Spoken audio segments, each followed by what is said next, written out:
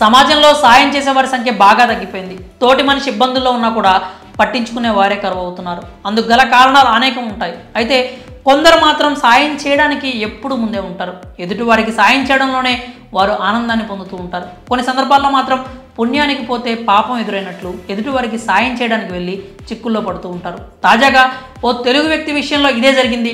సాయం చేయబోయి జగిత్యాలకు చెందిన ఓ వ్యక్తి జైలు పాలయ్యాడు.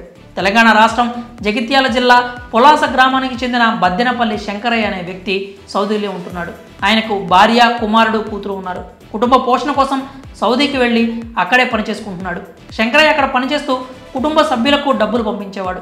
గత నెల 12న కొలంబో విమానంలో భారతదేశానికి బయలుదేరాడు. అదే విమానంలో ఇతర దేశాలకు వెళ్లేవారు కూడా ఉన్నారు. అదే విమానంలో శ్రీలంకకు చెందిన ఓ మహిళ తన 2 పిల్లలతో ప్రయాణం చేసింది. ఆ మహిళ పిల్లల్లో ఓ చిన్నారికి శంకరయ్య దుప్పటి కప్పే ప్రయత్నం చేశాడు. దీంతో దానిని తప్పుగా భావించిన సదరు మహిళ సీరియస్ అయింది.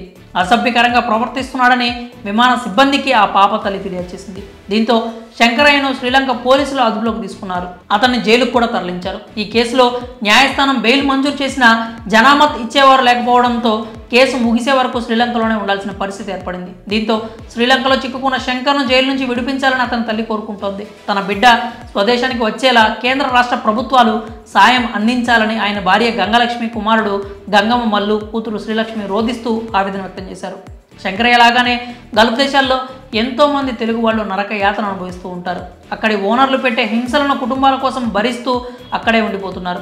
మరికొందరైతే చనిపోయిన ఘటనలు కూడా ఉన్నాయి. శంకరయ్య లాగా అక్రమంగా అరెస్ట్ అయ్యి అక్కడి జైల్లో మగ్గుతూ ఉన్నారు. శంకరయ్య విషయంలో తెలంగాణ రాష్ట్ర ప్రభుత్వం, కేంద్రం సాయం చేయాలని ఆయన బంధువులు వేడుకుంటున్నారు. మరి సాయం చేయబోయి జైలు పాలైన శంకరయ్యపై మీ అభిప్రాయాలు ఏంటో కామెంట్స్ రూపంలో తెలియజేయండి.